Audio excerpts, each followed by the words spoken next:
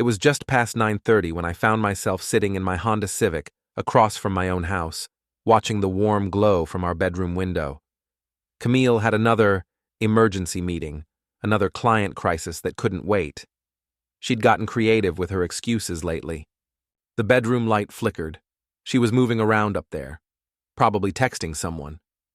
I couldn't remember the last time she'd texted me anything that wasn't about groceries or bills. 3 months? 4? The thing about being married for 14 years was that you developed a radar for deception. Mine had been pinging nonstop lately. The late nights had started 3 months ago, right around the time she'd joined that new gym. And then there was the bedroom situation. I'm exhausted, honey. My back's killing me. Can we just cuddle tonight? When your wife went from initiating half the time to treating you like you had the plague, you noticed. The front door opened.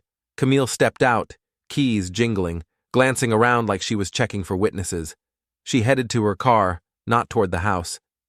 At 9:50 on that night, I followed at a distance.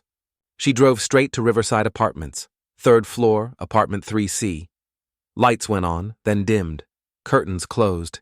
My phone buzzed. Text from Camille. Working late again. Don't wait up. I drove home and poured myself bourbon.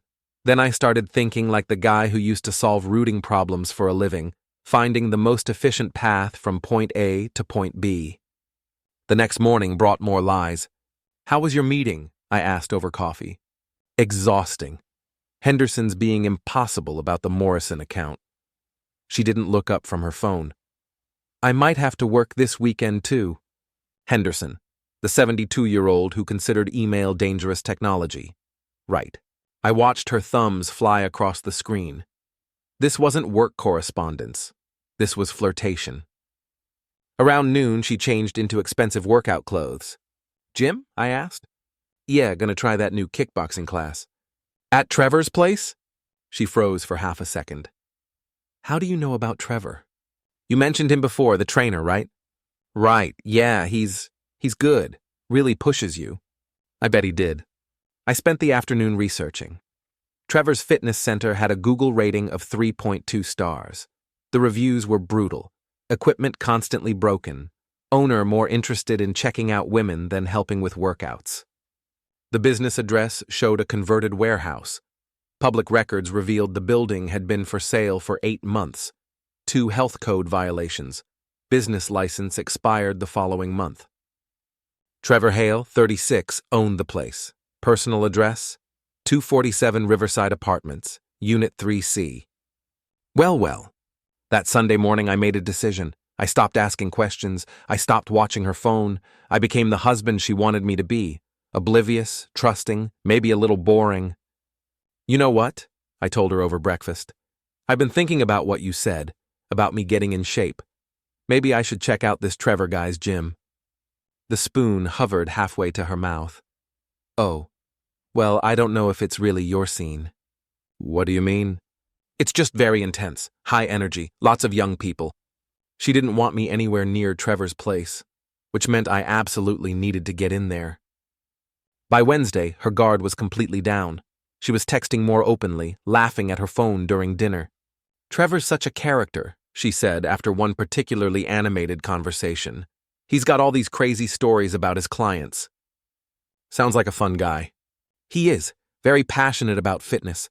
That Thursday morning, I drove to Trevor's gym. The place was exactly what I'd expected. Mismatched equipment, motivational posters from 2003, and chemical air freshener masking unpleasant odors. Behind the front desk sat Trevor Hale. Good looking, I had to give him that. 6'2", broad shoulders, the kind of stubble that took effort to maintain. Help you? He asked without looking up from his phone. I'm interested in membership. My wife Camille's been raving about this place. Now he looked up. Now he was paying attention. Camille? Camille Cole? That's her. His smile made you want to punch things. Oh man, Camille's great. Really dedicated. Great form. The innuendo was so obvious it was almost insulting. I took the tour. The equipment was ancient. The locker rooms smelled terrible, and there was suspicious water damage on the ceiling. How much for a membership? For you? Since you're Camille's husband, how about a free trial week? That's generous. I'm a generous guy. As I was leaving, Trevor called after me. Hey, Harlan? You're a lucky man. Camille's special. Yes, I said, she is. I did more research that evening. Trevor's social media was a masterclass in arrogance. Shirtless selfies, inspirational quotes about grinding and dominating. But more importantly, I found his financials. The guy was drowning. Business loan 6 months behind, rent 3 months delinquent. He had maybe 2 weeks before the bank started seizing assets. The next day, I arrived early for my scheduled workout session and heard voices from his office. Can't keep doing this, Camille was saying. Harlan's getting suspicious. So? What's he gonna do, fight me? They both laughed. I'm serious, Trevor, he's not stupid. Babe, relax. Look at me, then look at him. You think I'm worried about some logistics nerd in khakis? I stepped away and loudly cleared my throat. They emerged. Camille looked flushed and avoided eye contact. Trevor looked smug. After an hour of his coaching, I thanked him and headed home. That weekend, I started making phone calls. The first call was to his landlord, a guy named Martinez, who sounded fed up with deadbeat tenants. You interested in the space? He asked hopefully. What's the story with the current tenant? Hale? He's out end of the month. 3 months behind on rent. Place is a mess. Customers complaining. Good riddance. The second call was to Derek M., who'd left a nasty review. Turns out Derek was a physical therapist whose client had nearly been injured by Trevor's negligence. Guy nearly got her hurt, Derek told me. No spotting, way too much weight, zero attention to form. When I called to complain, he threatened to come find me. Do you know anyone else who's had problems with him? Brother, I know 5 people who could tell you stories. By Sunday evening, I had a complete file on Trevor Hale. Bad business practices, harassment allegations, unpaid bills, angry suppliers. That Monday evening, I orchestrated a simple plan. At 7, I called Derek. Remember those people you mentioned? How would they feel about sharing their stories with his landlord? Tonight, 7 o'clock, Trevor's fitness center. By 7:15, there were 6 cars in Trevor's parking lot that hadn't been there before. Derek had brought friends with grievances. I watched through the window as Trevor emerged from his office, looking confused and panicked. Camille appeared behind him, straightening her clothes. The conversation inside got heated quickly. Then Martinez, the landlord, showed up. Game over. The next day, I took a personal day. At 10 that morning, there was a big orange notice on Trevor's door, closed by order of landlord. My phone rang. Harlan? Did you see the news? It was Derek. Channel 7 ran a story about that gym. Local fitness center shut down following customer complaints. They interviewed 3 women Trevor had harassed. Guys finished. That Wednesday evening, Trevor showed up at my house. I was in the garage when I heard his engine in my driveway. He didn't knock on my front door. He pounded. I stepped outside and closed the door behind me. Harlan, we need to talk. About what? I think you know. You got something to say, Trevor? Say it. His fake smile dropped. You think you're real clever, don't you? I think I'm adequately clever, yes. Calling my landlord, spreading rumors, getting people to gang up on me. I didn't make anyone do anything. I just gave them your address. You cost me my business. Your business was already finished. I just accelerated the timeline. He stepped closer, trying to intimidate me with his size. You have no idea who you're dealing with. Actually, I know exactly who I'm dealing with. You're Trevor Hale, 36, of 247 Riverside Apartments, Unit 3C. You owe $14,000 in back rent, $8,000 on equipment leases, and roughly $23,000 on credit cards. Your business license expires next week, and you don't have money to renew it. His face went white, then red. But here's what I know that you don't know I know. You've been involved with my wife for 3 months. You've told her I'm boring and that she should leave me. You've made promises about your future together that you have absolutely no ability to keep. You think this is over? He snarled. I think this conversation is over. Get off my property. Or what? I smiled. Or I'll call the police and tell them that the man who's been harassing multiple women just showed up at my house making threats. How do you think that plays out, Trevor? He stared at me for a long moment, then pointed a finger at my chest. This isn't over. Yes, it is. He stalked back to his car and roared out of my driveway. The next morning, Camille was a wreck. She barely touched her coffee, kept checking her phone, jumped at every sound. Everything okay? Saw Trevor's car in the driveway last night. Hope there wasn't any trouble. She texted back 20 minutes later. What? Trevor wasn't here. Must have been someone else. At 6 that evening, she came home looking like she'd been crying. Harlan, we need to talk. Here it came. She sat across from me, hands folded.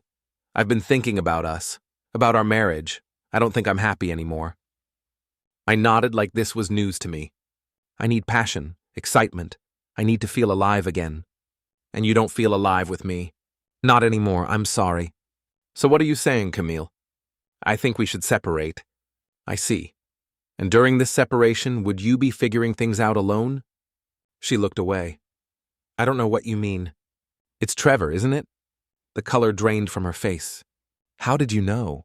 Late nights, new clothes, suddenly caring about fitness, coming home smelling like someone else's cologne. You weren't exactly subtle. I never meant for it to happen. You meant for every bit of it to happen. You just didn't mean to get caught. It's not what you think. It's exactly what I think. Problem is, you picked a winner who's about to be homeless. What are you talking about? Trevor's broke, Camille.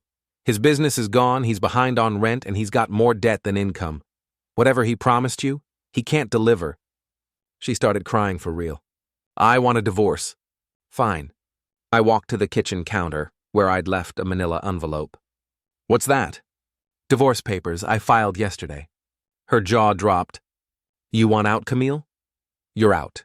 But you're not taking half of everything I've worked for just because you got tired of being married. I slid the envelope across the table. You can sign these now, or you can hire a lawyer and fight me in court. She opened the envelope and read. This is everything, the house, the cars, the savings. You can contest it, spend 2 years in court, rack up $50,000 in legal fees, and end up with roughly the same settlement. Or you can sign, take your clothes and your car, and start fresh. Where am I supposed to go? I hear Trevor's got a couch. She signed the papers with angry, jerky motions. I hope you're happy. I'm not happy, but I'm not miserable anymore either. She went upstairs to pack. 20 minutes later, she came back down with 2 suitcases. This is really what you want? She asked. This is what you wanted. I'm just making it official. She started to say something, then stopped. At the door, she turned back. For what it's worth, I'm sorry. No, you're not. You're sorry you got caught. She left without another word. My phone buzzed. Text from an unknown number. You think you won something? This isn't over. I deleted the message and blocked the number. 2 days later, I heard a commotion outside. Through the window, I saw Trevor's car in my driveway, again, but this time there were 2 police cars behind it. I opened the front door just in time to see Officer Martinez putting handcuffs on Trevor. What's going on? I asked. Harassment charges, the officer said. Mr. Hale here has been making threats against multiple people. He came by Wednesday night, made some vague threats. I told him to leave. Why didn't you file a report? Didn't seem worth the paperwork. Officer Martinez nodded. Yeah, he's been busy, threatening his ex-landlord, harassing former customers, sending nasty messages to half the women in town. Trevor saw me watching and started shouting. This is all his fault. He destroyed my life. Sure, buddy, the officer said, guiding him toward the patrol car. That's what they all say. As they drove away, my neighbor Wes ambled over. Friend of yours? Not exactly. Well, he won't be bothering anyone for a while. Martinez told me they got him on multiple harassment charges, probably looking at 6 months. Couldn't happen to a nicer guy. Wes grinned. You know what, Harlan? I always liked you, but I never figured you were the type to play hardball. I'm not usually, but sometimes life forces your hand. Well, you played it perfect. That guy never knew what hit him.